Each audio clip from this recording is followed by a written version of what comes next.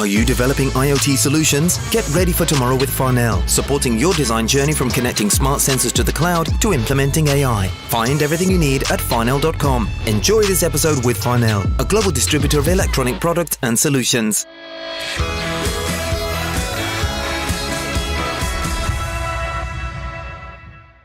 Hello, one and all, and welcome to the AVForums podcast for Monday, the 22nd of August in the year 2022. Just checking the year there. Welcome along. We're back for the podcast. This is the hardware edition. The movies podcast will, as always, follow us at 8:30 tonight.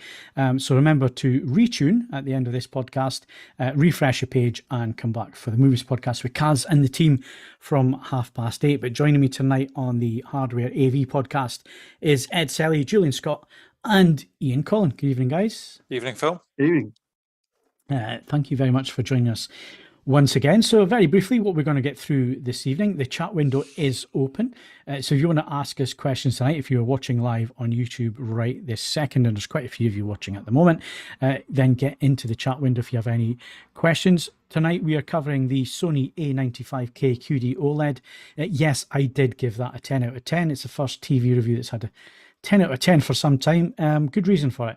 We're going to get into some of the details as to why that received the top marks and a best-in-class badge, because it's not perfect.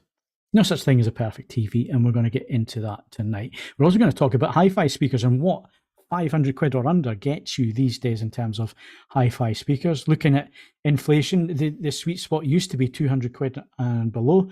No longer the case, given inflation and everything else that happens these days, but we will talk about 500 quid and less. What can you get in terms of hi-fi speakers? And obviously, hi-fi speakers can then translate into multi-channel systems. So we'll cover that a little bit as well. What else do we have coming up tonight? Yes, display calibration. We're not talking about that tonight. We're going to switch over to audio calibration. So audio calibration, what is it? What does it involve? Is it just a case of setting up your speakers in the right positions, or do you add in EQ? And are there any ways of actually doing a fine calibration, measuring, all that kind of thing? Jules is going to tell us all about that. And of course, Ian's going to give us the latest AV and hi-fi news tonight. So that's all coming up. If you've got any questions surrounding any of those subjects this evening, get them in now into the chat window. If you are watching or listening a little bit later in the week and you missed the live broadcast, don't worry, you can still send us a question. So podcast@avforums.com. Just mark it with the date of this podcast so we know what it relates to, and we will come back and answer those questions if they come through. Alternatively, you can go onto AV Forums. You'll find the podcast forum list right down the bottom. Just above the feedback forum is the AV Forums podcasts. Go in there, find the podcast in question, and leave your question in there, or leave your comments and feedback and so on. We always love to hear from you guys, either that way or even in the description underneath the video on YouTube. We always like to get your thoughts, your feedback on the subjects, or just the podcasts in general. So before we get right into it this evening, what have we been up to, Jules? Well, working. Yeah, I've been doing the same. Yeah. And in the few minutes outside of that, Ian will appreciate that, watching the Phoenix rising from the flames. Norwich beating Huddersfield and Millwall. Wow. Mighty games. Absolutely. Yeah. It got a bit fruity, actually, against Millwall. There was a bit of crowd disturbance. Millwall, no. Yeah, Famously, there was a crowd, was there? There was a good number of Millwall fans there. I'm going to watch it on Sky, but I couldn't get to the game. But there was a bit of argy-bargy, some seats thrown and other bits and bobs.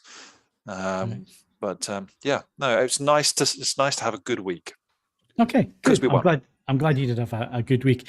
And of course, I'm going to go over to Ian, who's obviously just been sat in the house playing video games. Is normal. Well, yes and no. I mean, the video games is kind of a given. I should just quickly point out, I've been playing 2 Point Campus for a review, so I should point people to the website to check out the review, which I had a lot of fun with. If you played 2 Point Hospital, it's very much more of the same. So yeah, it's good fun, but if you like simulation games, you can dig beneath the surface and get quite deep. There's kind of a lot of fun if you just want to play around with the silliness of it, but if you want to kind of immerse yourself in it, you can.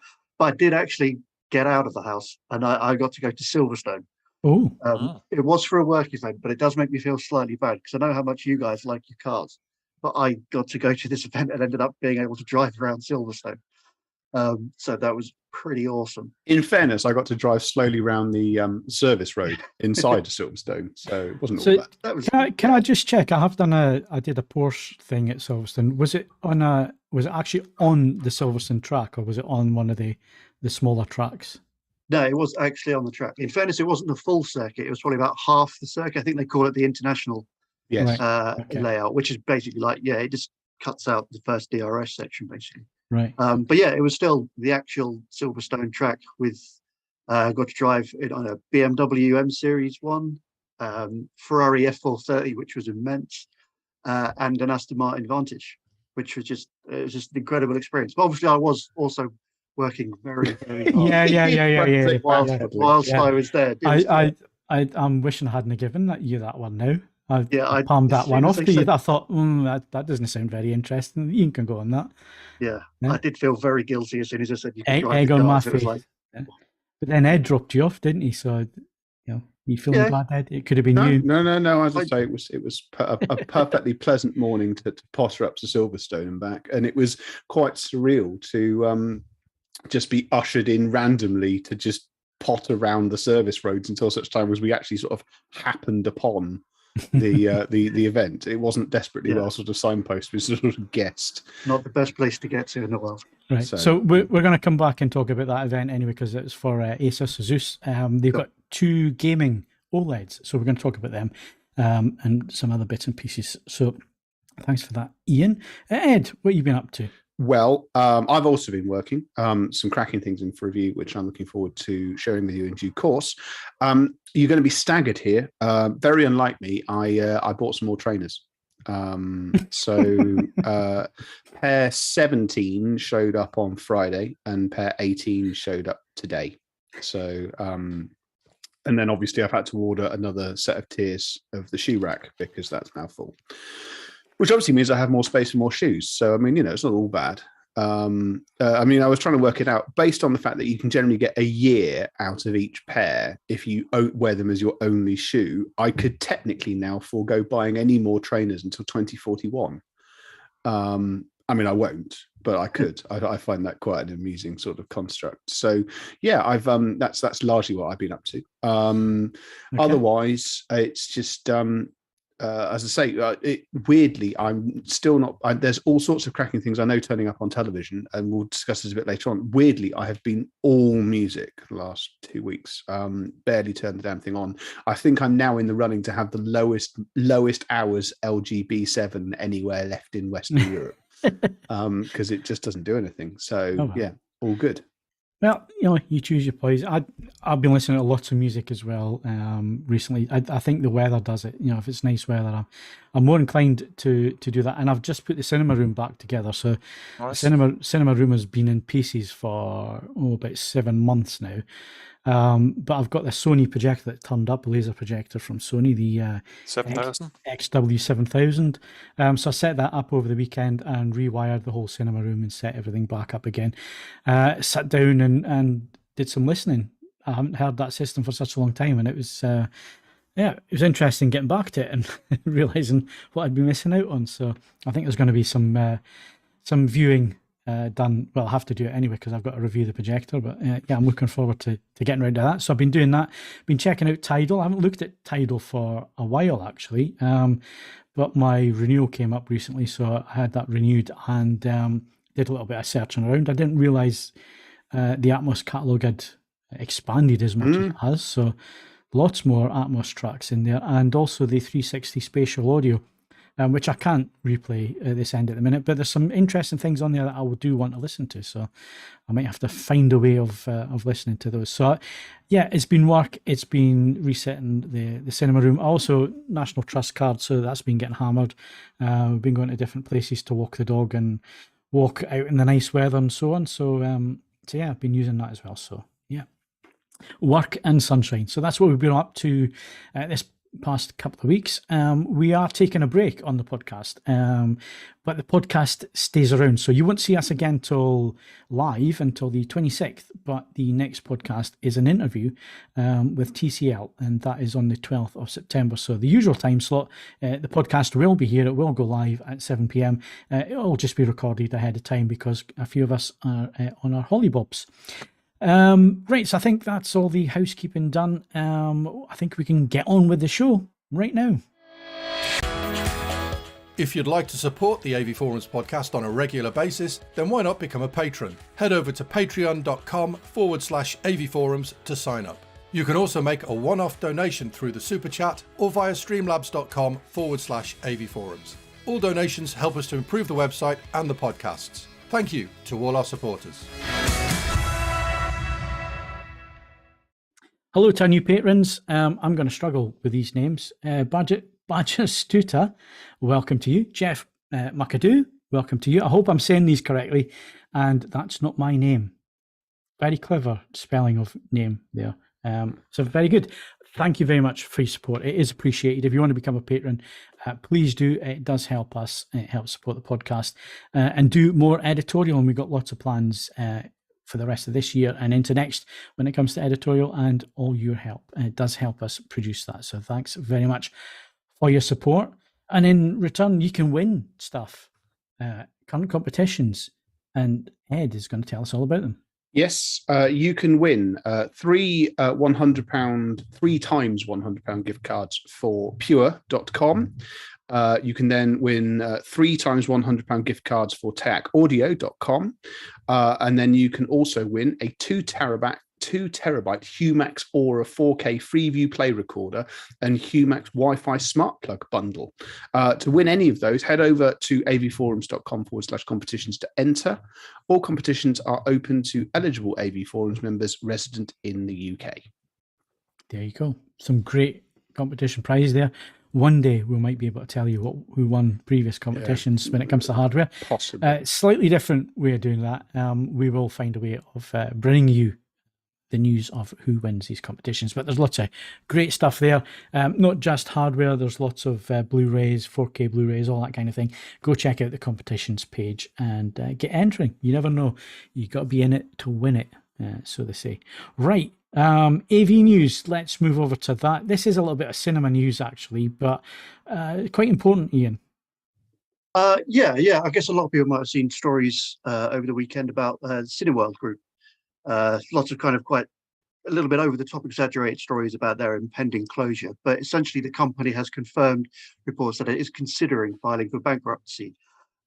Should point out, it doesn't mean that it's closing down. The company is still very keen to emphasize the fact that it's still very much business as usual for the near future at least, but it has said it's in discussions with shareholders over the possibility of liquidation or some kind of financial restructuring, for the very obvious reason that it's struggled to get people back to the door since the post-COVID era. It did temporarily close a lot of its cinemas back in, I think it was October 2020, reopened again April 2021. But yeah, numbers aren't quite hitting what they expected, despite some, let's face it, the movies haven't been great either. So, there hasn't been a great pool to get people in. I've been once since cinemas reopened, and that was for Top Gun. Haven't been anything else, so you can see why they're struggling. I did quote. I think it was described as a limited slate of films that doesn't really show any signs of improving between now and I think November they mentioned. So they don't really have high hopes of those figures going up anytime soon. So obviously there's things in the pipeline that they'll need to address to get themselves back on foot. Yeah. Of course, we have to point out as well that this is more US news based at the moment, but it will obviously affect the UK operations and so on in some way as well, and because it is the actual group that we're talking about here, and they also own other cinema chains. I think Picture House is definitely one of the chains that Cineworld has as well. So hopefully they can restructure and come back fighting. We don't want to lose cinemas. It's still a great experience going watching films with other people. I know some people's idea of hell, but it does amuse me that apparently it would appear that I've been to cinema twice as much as you have, because I saw June, or whatever you want to say. All right. So, okay, yeah. But yeah, look, there is an existential issue now that any would-be refinancing is going to have to sort out, because obviously when's I saw a Twitter advert for it today. Love and Thunder is on Disney Plus in a week and a bit. Yeah. That's the other problem, isn't it? But a lot of these films now have a very short window between theatre and streaming. Yes. And when it comes down to, if I know that that's the case, he says, dropping his phone enthusiastically on the floor. If I know that's the case, I'm sorry, it doesn't really matter. For all but the biggest of big ticket items, the Top Guns, the sequel to Dune, I will go and see as well. I'm just not going. I'm sorry, it's as simple as that. It's we have various pressures on our personal finances, and it's something that is, I don't know how they're going to square this particular circle. My gut feeling is it's more about bringing older films to a cinema experience than it is new big ticket items. Yeah, I mean, it's interesting you say that, because obviously there's two big Spielberg films coming back in IMAX next month. Very tempted to get tickets. So Jaws is coming back in IMAX. I think it's the 9th of September. Certainly for Odeon up here, it's 9th of September. And then beginning of September is E.T. in IMAX. Now, these films were never filmed with IMAX cameras or in the IMAX standard, so I don't know what they've done. They've maybe run it through the IMAX Enhanced program where it's been remastered for digital projection and so on. There could be some of that. I haven't seen any technical specs or so on, but yeah, E.T. and Jaws coming back to the cinema. They're in IMAX. They were never shot in IMAX, so God knows what they're going to look like. But just seeing them on the big screen again might be interesting enough. But I think you're onto something there, and I think there is a bit of a nostalgia thing where people perhaps will go and see the old classics again if they are, remastered and re-released on the big screen. So, but anyway, best of luck to Cineworld. Hopefully they don't disappear. But if you're in a home cinema, you've never had it is so good, and that's probably one of the biggest problems. If you got a projector and a big screen and a big audio system, and a streaming service like Disney Plus, you can watch Lightyear in Dolby Atmos and on a big screen. And why do you need to go to the cinema? Tough times, right? Talking about Disney Plus, Ian, did you like that segue? Yeah, flawless. Disney Plus, or Disney, announced their latest financial results, which comes with kind of a few stories rolled into one, really. So I'll try to go through as quickly as I can. Basically, on possibly a positive front, it announced the impending arrival of an ad-supported pricing tier, which might be good news to some. The bad news is that when it does come in, it will come in at the existing price of your standard Disney Plus subscription, and then the standard price of the ad-free Disney Plus subscription will be going up. So they've only confirmed this for the US at the moment, which will start from the 8th of December. But there it is currently $7.99 for the standard monthly subscription. That will be going up to $10.99 if you don't want the ads. But if you're happy with the ads, you can keep it at $7.99. Have they said what the ads is? Is it pre-roll, or is there going to be ads in the middle of a film? Are you going to have an intermission? Or as far as I'm aware, it hasn't been specified. Right. Exactly how it works. I mean, there is obviously people will be concerned about the kind of the intrusion level of it. Nobody wants their viewing interrupted. You might happily sit through a couple of minutes of ads before watching a film, but would you be happy if that film stopped halfway through? Yeah, not quite so much. No. So it'll be interesting to see how that rolls out. And on the other upside for Disney, though, if they do lose a few subscribers, they probably won't lose too much sleep, because they did also announce that across Disney Plus, Hulu, and ESPN Plus, which it also owns, it now has a combined total of 222 or 221.1 million subscribers in total across the world, which now puts it above Netflix. So Disney is semi-officially the number one streaming provider in the world right now. Okay, well, it'll be interesting to see if that's still the case when they bump the prices up, because it's had a negative impact on Netflix when they did that.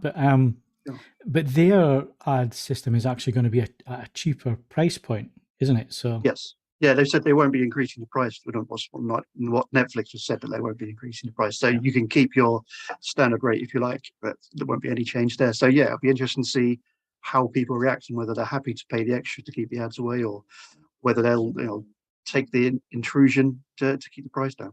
Yep.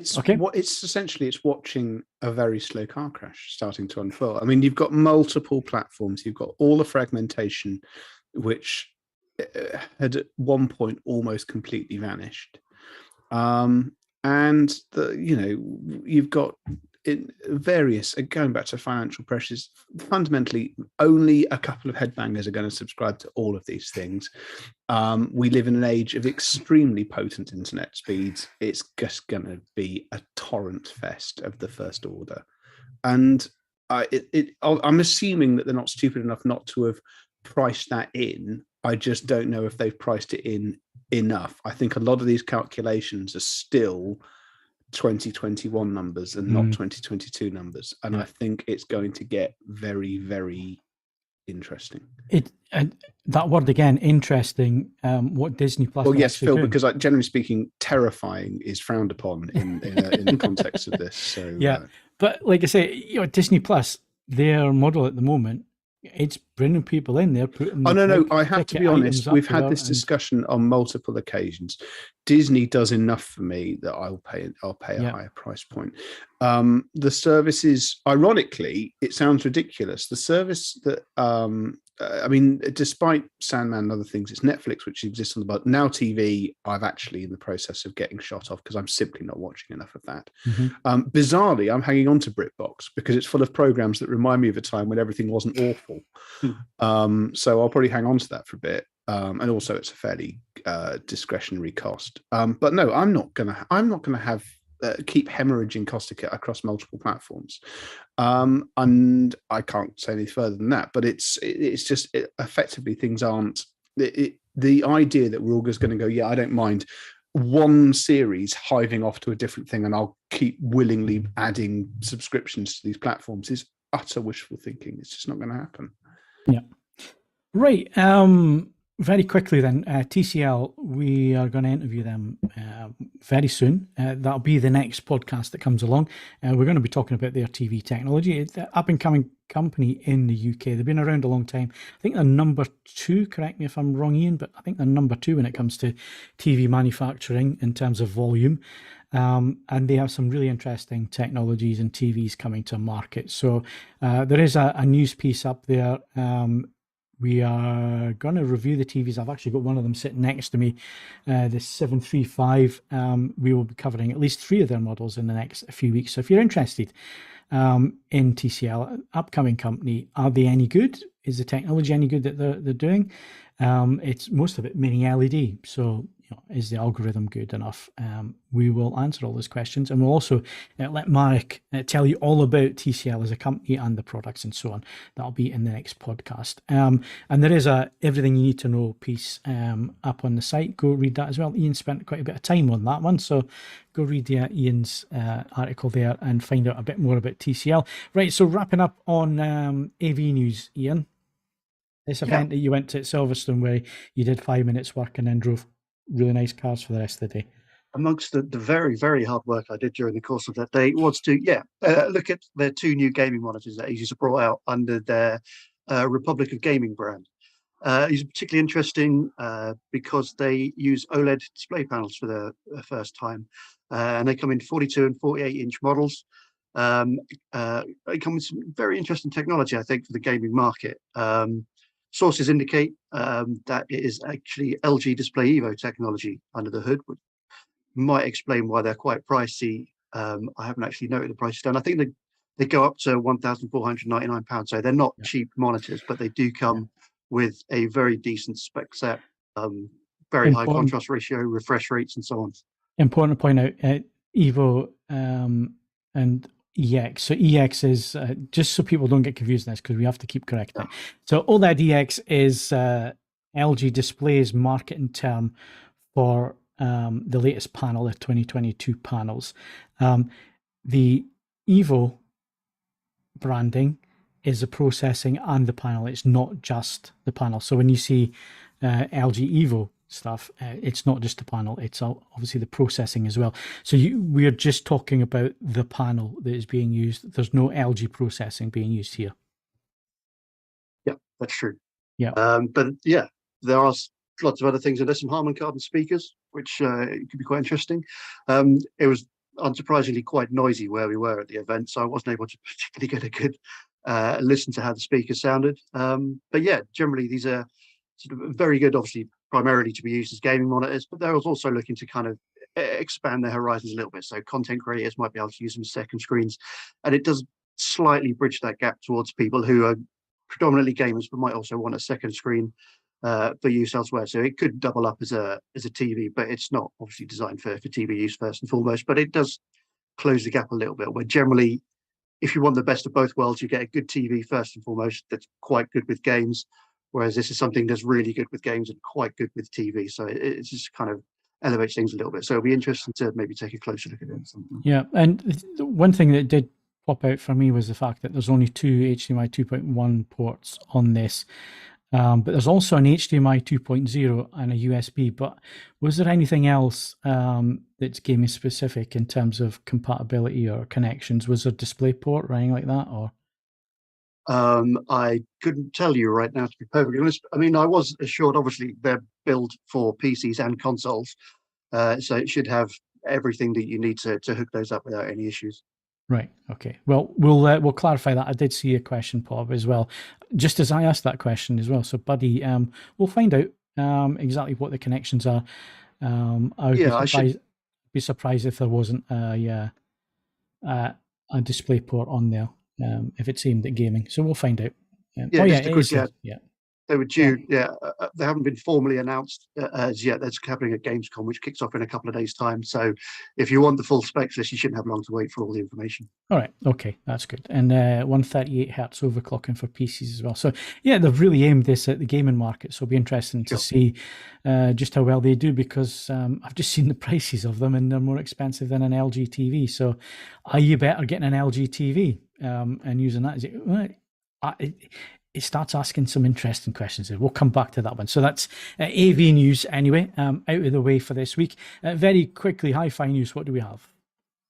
Just quickly, Grado Labs has unveiled its new and rather distinctive looking wooden headphones with the new GS1000X and GS3000X set to arrive next month. Not unlike the ASUS monitors, they're not cheap, come in at $1,295 and $2,100. Yeah, but they're made by artisans in New York. Yeah, with very expensive wood. Yes, well, the thing is actually the key thing here, as Ian notes in the news story, we've already tested the RS1X, which is the range below these. For the main wood that was used for some time in these was maple, I believe, and then essentially these new ones have got a smaller quantity of very expensive wood on the back, which you can see called Cocobolo, which is a Brazilian hardwood, and then it's a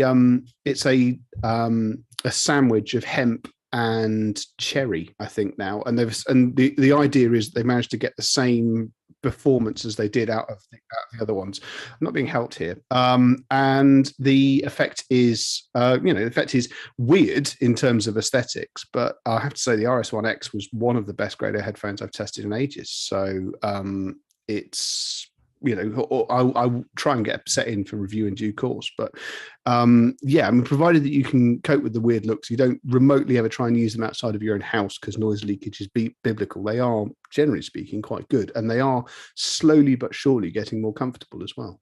Excellent. Right, I think we can move on from news. We have still got a lot to get through. So keep your questions coming in this evening if you are watching live. We're about to talk about the Sony A95K. That's coming up right now. And then we're going to move on to some hi-fi speakers under £500 and then calibrating audio. So if you've got any questions on those subjects, do get them into the chat window. I can see there's quite a few questions coming in there. We'll come back to those very quickly if they are pertaining to the QD OLED, which I think most of them are. So I'm going to come back and answer those just in a sec. But if you do have any, get them in straight away. So let's move on to the Sony 55-inch A95K. I've been living with this TV for a little while now. It's still sitting behind me on the TV rack. I've just been finishing the video footage for the video review, which will be coming up very soon, and still got some bits in comparison stuff and so on. But I've been living with this TV for a little while now. Is it a 10 out of 10 TV? Because I gave it 10 out of 10. Is it really a 10 out of 10 TV? In my opinion, if you're looking for something that gives you an accurate image in SDR and certainly in HDR, to watch content as it was intended to be seen, and your intention is to also calibrate the screen to make sure that it is giving you exactly, custom is close, the picture preset, but it does benefit from a proper professional calibration as well. In my opinion, although the differences are not huge when you do side by sides and so on, when you do see the difference, it really is a big difference. And the main differences are in the uniformity of the panel. Uniformity has always been an issue for OLEDs, especially if you've got a polarized filter on there. You can see color shift and so on with 100% white slide. That's normally what we see if you move off axis. With the latest WRGB panels from LG, they're not Evo panels, because Evo is everything, but the latest 2022 panels, you get off to the sides, you do see pink tint and so on. The panels are not totally uniform. This is the QD OLED. The really impressive thing is you put a grey slide up at any luminance level and it's clean, really, really clean, and you can get off axes and all the rest of it. There is very, very, very little color shift and throughout that range. So that's the first thing that kind of hits you. If you're used to, like me and like Jules, seeing OLED TVs day in, day out and calibrating them and testing them, and also that is a bit of a revelation actually to see a nice clean panel like that. So there is no panel lottery, as it were, when it comes to these things. The other thing is the color volume. Do not mistake this with color saturation. Color saturation, any TV can bump the colors up and oversaturate. What we're talking about here is color volume in terms of brightness. When you get to a certain brightness level, that color is still visible. It hasn't turned to white light, which normally happens in very, very bright, colorful scenes on a WRGB OLED, because it's using the white pixel to push the brightness. It starts to dilute at the really high end, and that's where you start to see a little bit of white coming into the colors. Now, we mention all these points, and I see them mentioned online, and like anything online, it blows up to be a huge problem. And isn't WRGB OLED terrible because it doesn't have the color volume? And that's nonsense. What you're talking about here is the finest little margins when it comes to picture quality. You're talking about things that only the likes of us enthusiasts really are going to notice, and mainly in a side by side color volume. You do notice it. It is noticeable. It makes the performance a lot better. It makes the performance better in terms of the spectral output of the TV, in terms of the purity of the colors. And this is where you will see a difference in terms of the image quality, especially in the side-by-side comparison. But again, and I said this in the review, and I think, I needed to word it a little bit differently, because what I said was it's a game changer, but don't expect huge differences. Yeah. Which is kind of a contradiction, but there is logic to what I'm saying there. It is a game changer in the fact that we haven't had colors as good on an OLED TV because of the limitations of the technology. Now that you're adding a QD filter into there, and you're now getting what's essentially an RGB OLED TV over, LG's solution, which was to add the white subpixel in there. Each has the strengths, but the QD OLED, that is the major strength of that TV. And when you feed it really high quality 4K HDR content that has been graded really well and so on, it is astonishing to see. The image quality is the best on the market at the moment. Jules, you've had a look at 3 or 4 of these. Calibrated them in the field. So I've looked at a review sample. You've seen 3 customers' TVs. So in terms of what I'm saying, am I absolutely right in the market? Right. I Okay. know it's a seriously nice television, really nice. And when you mentioned about the uniformity issues, the forums are often full of people with pictures of their 5% slides or whatever going up there. Is this okay? No such anxiety with these. That everyone I've seen, as you said, has been beautifully clean, and that's just a revelation. And it makes me. I've got an LG C1 in my living room here, and that's got a little bit of vignetting and a little bit of brightness at the bottom of the edge. But these are just beautiful, really clean. And everything you said about the color volume is absolutely correct as well. Does it make every other display obsolete overnight? No, it doesn't, because they're still really nice TVs. Whether you get a G2, a C2, or maybe an LZ 2000 panel, really fantastic TVs. But it does have that color volume, which is noticeable, it's really nice, and they calibrate beautifully as well. And the Sony controls allow you to do that. So you can get really accurate colors, really accurate gamma, grayscale. It's a lovely TV. Yeah. It's expensive. That's true. And it's not perfect in any way whatsoever. So a lot of people questioned why I gave it a 10 out of 10. Myself and Jules have just discussed why it gets a 10 out of 10. It's in the picture quality area that it really scores. And the other thing with Sony is that their image processing is absolutely spot on. Probably one of the best on the market at the moment. LG is catching them up, but Sony is still king when it comes to that. Motion is superb. Really, really nice motion. So in terms of picture quality, it ticks all the right boxes. In terms of design, it's gonna split people right down the middle. It's a beautiful design, and it's a flagship TV, but the monolith design, the lean back, the fact you can't get a soundbar under there unless you go and buy an aftermarket Visa stand to put it on and so on, it does create problems. The other side is gaming. It's not a great gaming TV. I mean, you can game on it, not a problem. There's two HDMI 2.1 inputs there. One of them is EARC. The problem is if you want to use EARC, you're cut down to one HDMI 2.1 input. That could cause problems for you. So if you're a gamer, I'm going to say stick with LG. Or if you want QD-OLED, you could go with the Samsung, but I think the Samsung has far more issues when it comes to HDR gaming, and it's going to take you a lot longer to actually dial in the settings correctly, so you're not clipping the image. There's quite a number of issues there with the Samsung in those terms. So yeah, it's not a gaming TV, this Sony. You can game on it if you're a casual gamer. If you've got the latest next-gen console, you'll be able to use it and enjoy it and so on. But if you really are into your gaming and you want more than the two inputs and so on, it's probably not for you. But there's perhaps another reason for that as well, Phil. I don't know whether you noticed this, but as I've posted on my social media, there is some very slight fringing around text and logos due to the pixel structure. So if that's your thing, you might want it. Could be the thing that just irritates you a little bit.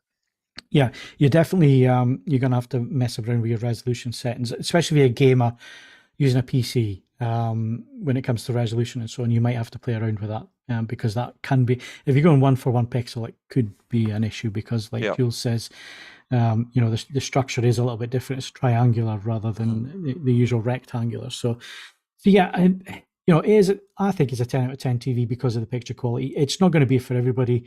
It is expensive. It's very expensive.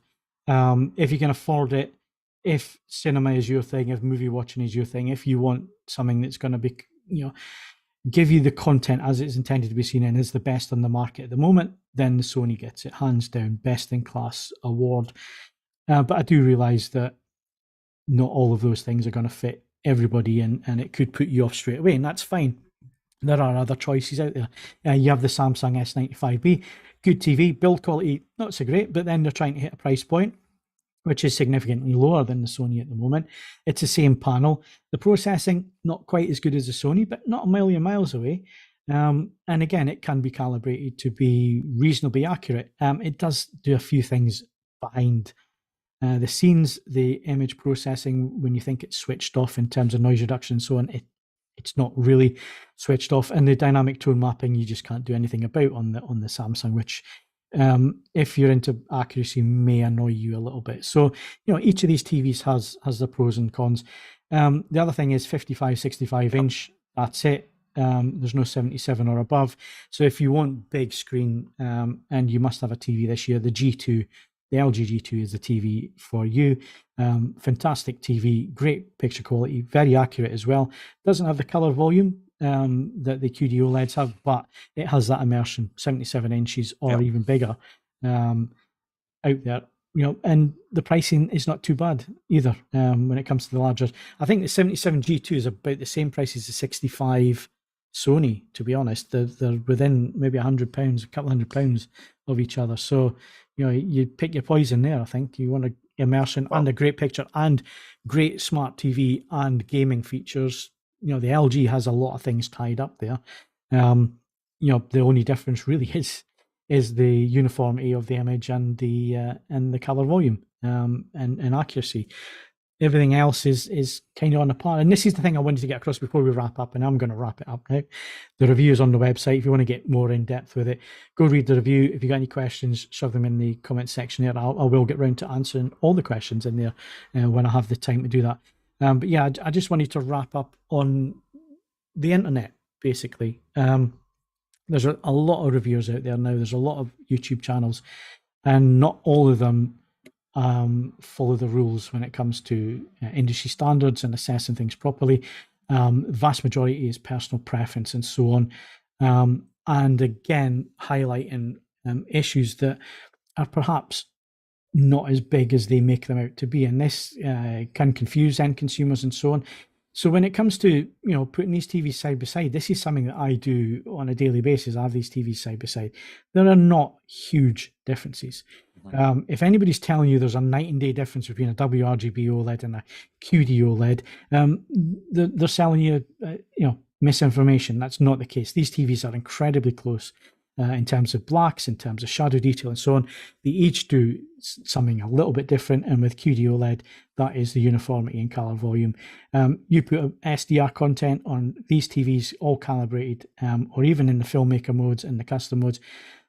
Custom is a little bit different in terms of where the white point is for the Masters series. They don't follow D65. So there will be a slight difference there if you're using out of the box, but they should be there or thereabouts. And you're talking about really small differences. You're not talking about night and day differences with these TVs. And I'm hoping Jules is going to back me up on this because he does a lot of perceptual, matching of screens and so on. These things are very, very close to each other. They're just small differences, really. Yep. Do you want to say something, Jules? No, absolutely right. Yeah, you mustn't. Forums become flame wars, don't they, between fans of different technologies, different manufacturers, and there's a lot of purchase justification going on there as well. You're absolutely right. The differences are not huge, but there's some differences you might want to pay for one brand over another for. It's personal preference there. Yeah, we're definitely getting to the point now where a lot of these TVs, and certainly when you read TV reviews, you need to find what is going to suit you.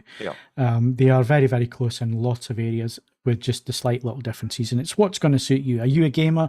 You're probably going to lean more towards LG. If you're a movie fan and you want accuracy, you're going to move towards Panasonic and Sony. The two brands that just happen to have huge professional departments that actually make the cameras and the monitors and everything else that all this content is created on. They've got that experience. So if that's what you're after, those are the brands for you. But anyway, the review is up there. I'm very quickly going to go through the questions that have come up. Hopefully I have answered a lot of these. So Julio, hello to you in Texas. A90J, cracking TV. Compared to the QD OLED, very slight differences. I would suggest that you go and see them to see if you can see the differences and if those differences are what you're looking for. And mainly that is in the color volume and the uniformity of the panel when it comes to QD OLED at the moment. Second gen might push it on a little bit more, but certainly if you're talking about this year, if you have an A90J and you're not desperate to upgrade the TV, I would hang around and see what happens. CES is coming up in less than 6 months, so hang around, see what comes up, see what's announced. just looking at some other questions. First time for me, I'm thinking about A80K G2 or the Panasonic LZ1500, mainly for films and TV, which is the best one to buy. I haven't seen the 1500 yet. We're still waiting on that coming into stock. I would push you towards the G2 or the Panasonic in those lineups. The 80K,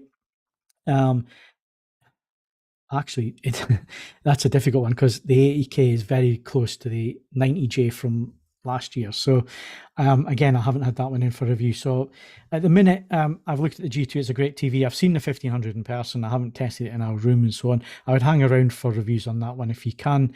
And certainly the Sony A80K is very close to the 90J. It's not a Master Series TV, but it has a lot of the features that the 90 had last year. So again, I'm hoping to get that in for review. So maybe wait a little while and we can give you a more definitive answer. Considering this is Michael Walk, I think the name is. Apologies if I got that wrong. Considering an 83-inch G2, or should I wait for a 77-inch QD-OLED? Want to be bigger than 65. If you want a TV at the minute, then there is, the LGs at the minute. The G2 is a great TV. I think, Jules, you've calibrated one, haven't you? Yep. Great TV. They're being used in professional environments as well. Yep. So, they have the quality there. If you need it now, go with the G2. If you can wait, then maybe wait. I don't know if the next round of QD-OLED is going to be bigger.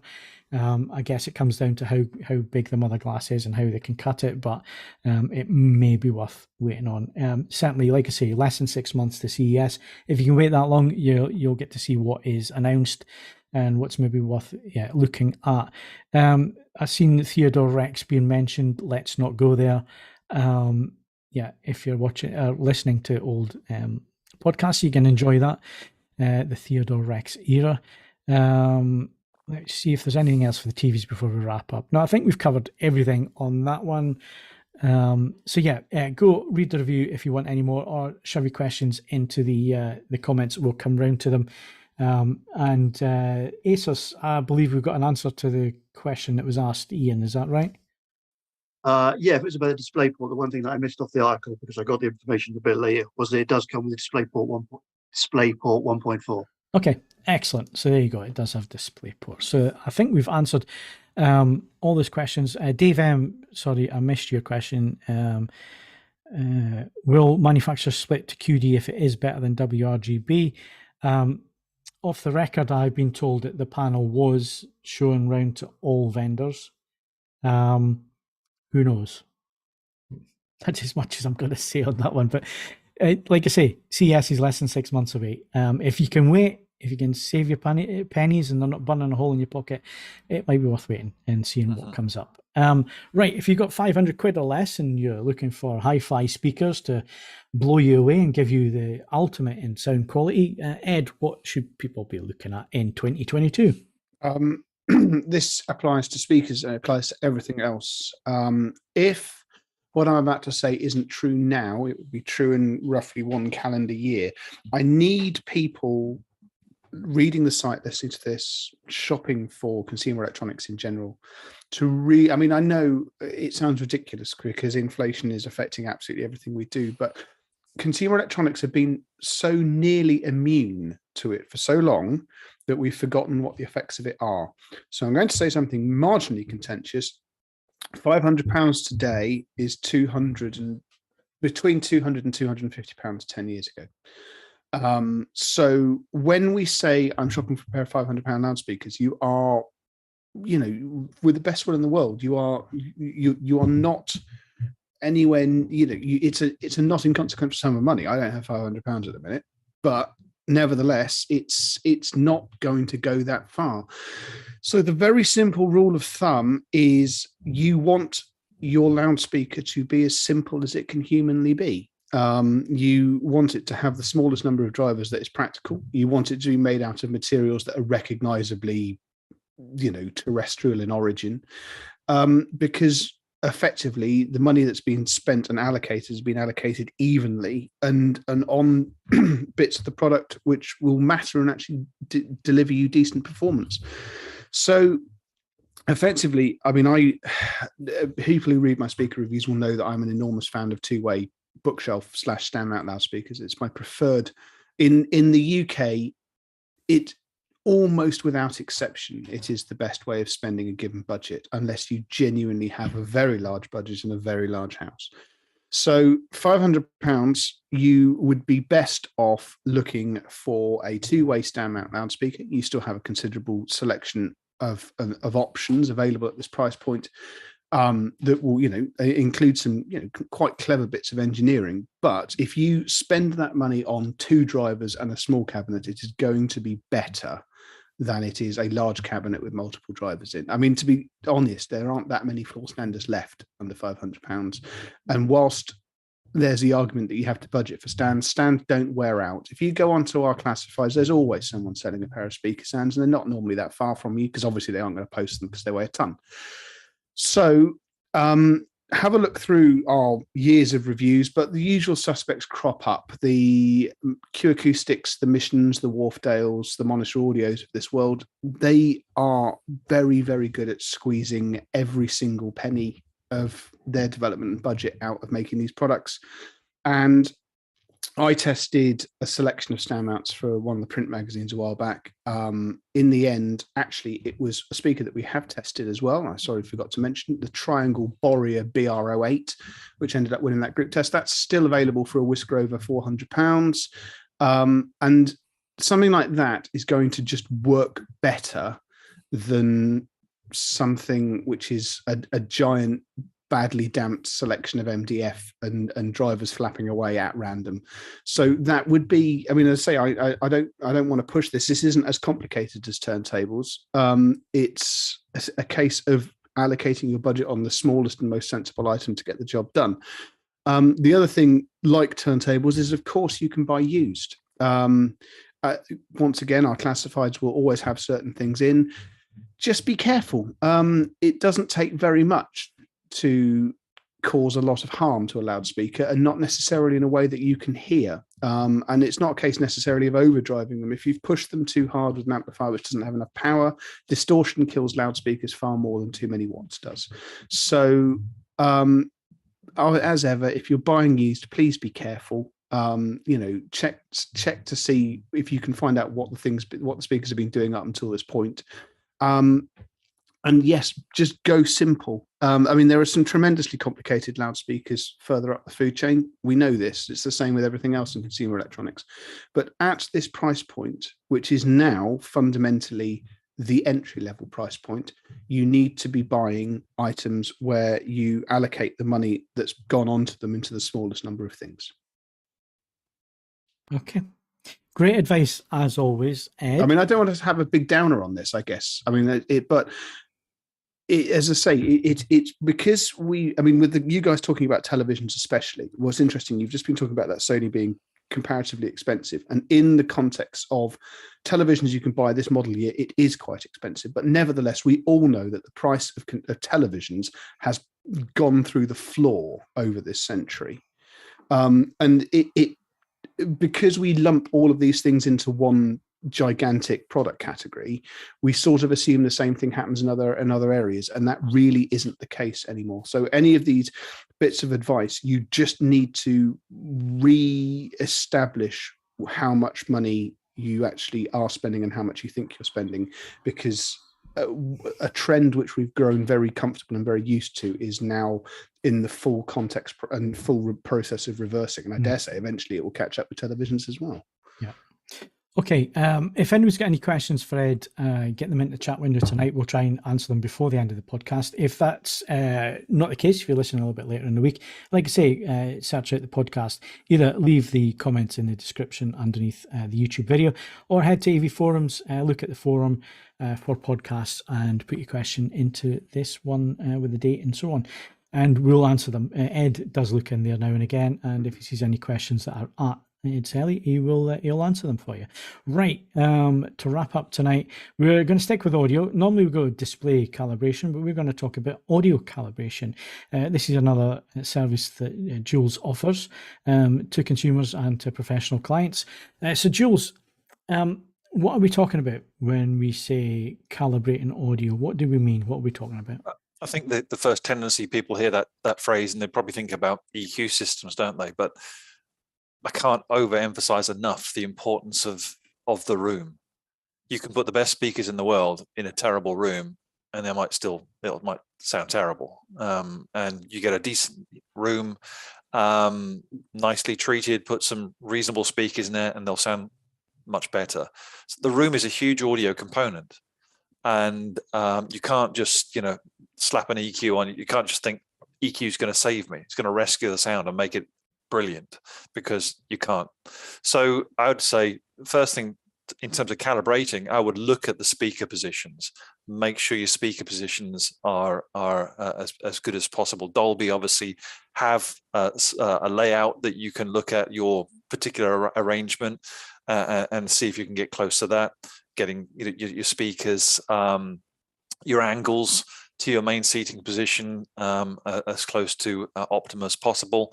I've got a little thing I call my Ouija board. It's a board with speaker positions marked out on it, and you have a laser. It comes from, you can buy this from one of the distributors, and you point your laser and it will tell you where 22.5 degrees is and all the rest of it. It's pretty cool.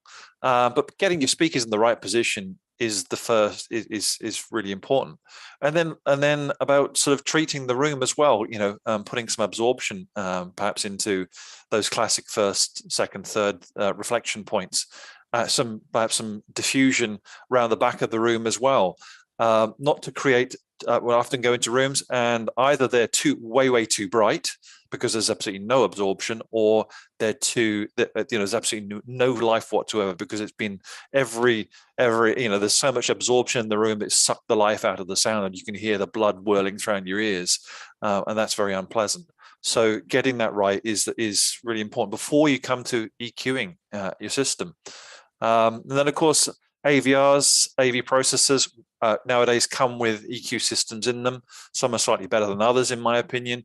So you get your Denon, Marantz's, Yamahas, and so on, with YPO, MCACC as Pioneer, Odyssey. They've all come with their little sort of bundled microphones. And I do wonder how much those microphones cost to make. They look really cheap, don't they? And I guess it's also a case of, with computers, garbage in, garbage out. So the better systems will have a more expensive microphone, a professional microphone. Something like if you're going to the top end, a Trinov has a very expensive, weird microphone with 3 prongs in there. They're £500, but they're really, really good. So you're capturing quality data, and then it's the processing power. And better systems will use computers, so you'll have the software on your laptop rather than within the actual amp itself, within the AVR. More processing power, more resolution, and so on and so forth. So. And there's things you can do. Room EQ Wizard is a free program. You can download that. You can buy yourself a better microphone than comes with your AVR, something like a UMIC 1 or 2. And you can take some really cool measurements from your room. You can find out what's going on within the room as a result of that.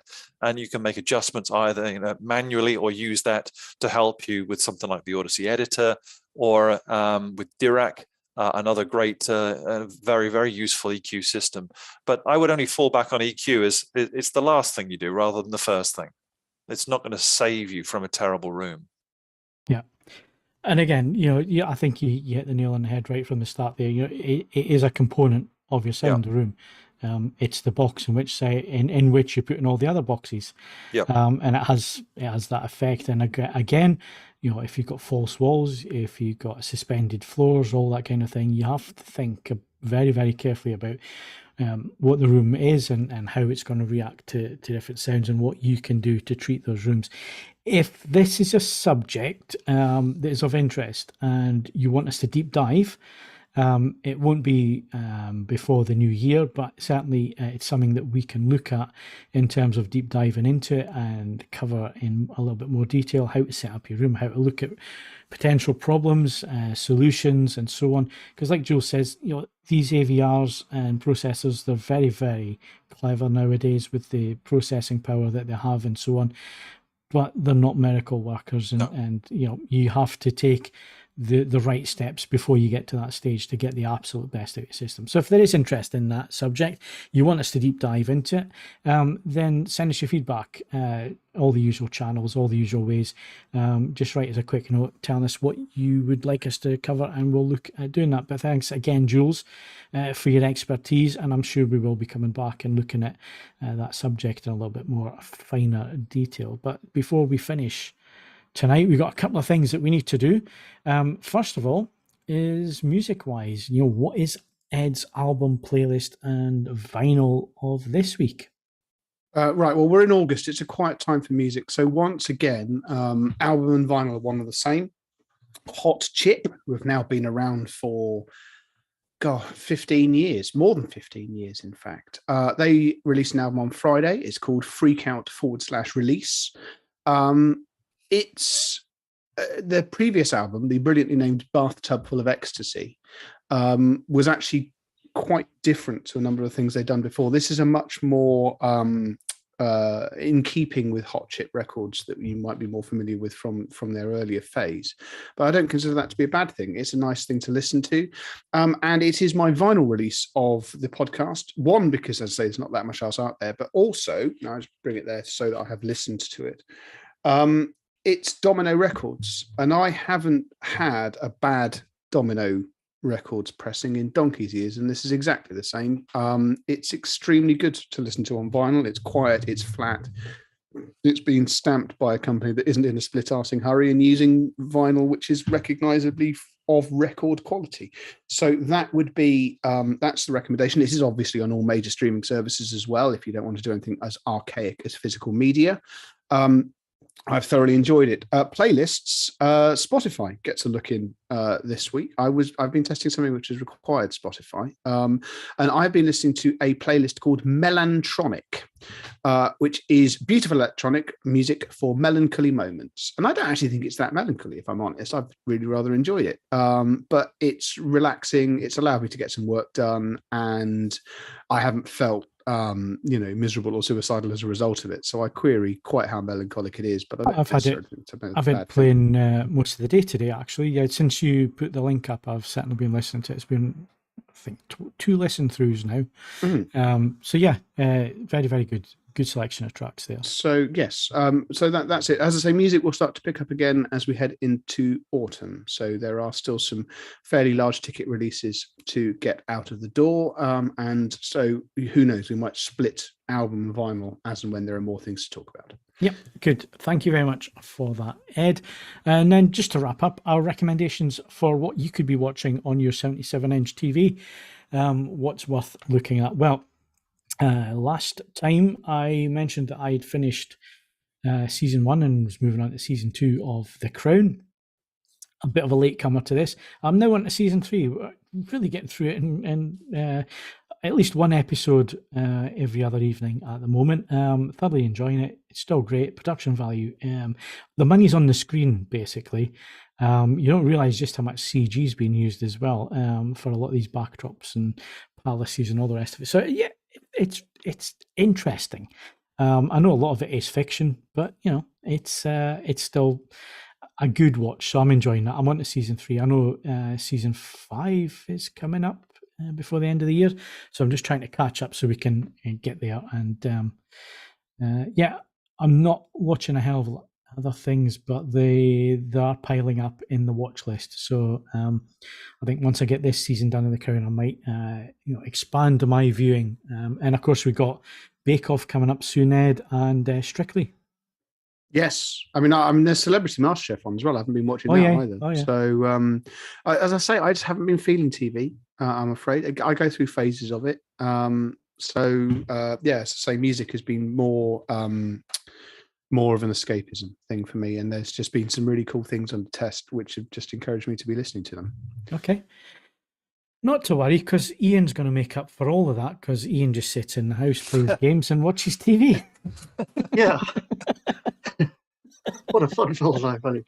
I have been watching a bit of TV in between all the gaming and driving fast cars. Yeah, I watched the end of the Sandman, which I was really impressed with. Hoping that there'll be more of that. I mean, they have just dropped some bonus animated episodes, which I need to catch up on, but otherwise that was excellent. Also caught the end of Better Call Saul, which again, just immense throughout, so highly recommend that. And then it has put me into probably a bit of a spiral, because after finishing Better Call Saul, I thought, well, I'll go back now and start watching Breaking Bad. So I started watching that from the beginning, and I know when I finish that, I'm going to think, oh, maybe I'll go and watch Better Call Saul from scratch again. So I could be there for a while. Continuous loop. Yeah. Okay, and to wrap up, Jules, what have you been watching? Well, I've not been watching much TV at all, apart from the football, but I have spent a bit more time in my cinema room watching some movies. So I decided to watch some old movies. Dunkirk, John Mills, absolute classic. Okay. Been watching that. And then another old one that, I broke it to you the other day that I hadn't seen, Back to the Future. I hadn't actually seen Top Gun either. So with Maverick coming on Tuesday night, tomorrow night, isn't it? It's Maverick, I think, it's being released on Kaleidoscope and also on streaming. So I've got Maverick coming tomorrow night. I thought I better watch Top Gun. It was bloody awful. You do need to be in probably the right frame of mind for Top Gun. Yeah, the dialogue is awful. I mean, it's like the planes are like, that's cool and everything like that. I remember, back in the day, but Take My Breath Away and all that kind of stuff. But I never actually saw the movie, and it's not dated well, has it? On certain aspects, it was out of date when it came. Why is everybody sweating all the time as well? Yeah. Right. Okay. I think that wraps us up for this week. So thank you very much if you have been watching us live. It's great to see you there, and I've seen quite a few of you have been around this evening. So thank you very much for that. Like I say, if you got any questions, you know the drill. Go leave them either in the description under the video, or you can do that on the forums.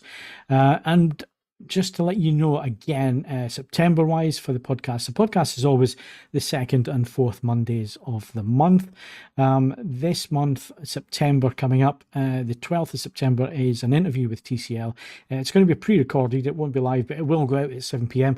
And we will put it out as a premiere, and I shall sit here and answer any questions that you may have. I think as long as the premiere runs, you can use the chat window, and maybe a few minutes after it finishes. So if you want to jump on there and ask some further questions to what's been discussed, I'll be around doing that on the 12th of September. And then we're back to normal as normal as we get anyway, on the 26th of September, and we're back with the Hardware and Movies podcasts. So my thanks to Ian, Jules, and Ed. Thanks very much, guys. Cheers. And coming up next is the Movies podcast. If you enjoyed this podcast, then please give us a like and subscribe to the channel.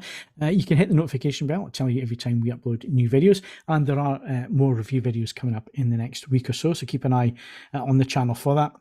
You can also follow us on Twitter and Facebook, bookmark AVForums for latest reviews, news, and videos. And of course, if you listen to us on a provider later in the week, audio only, whatever, if they allow you to leave a rating, then please do. 5 stars would be nice if it's out of 5.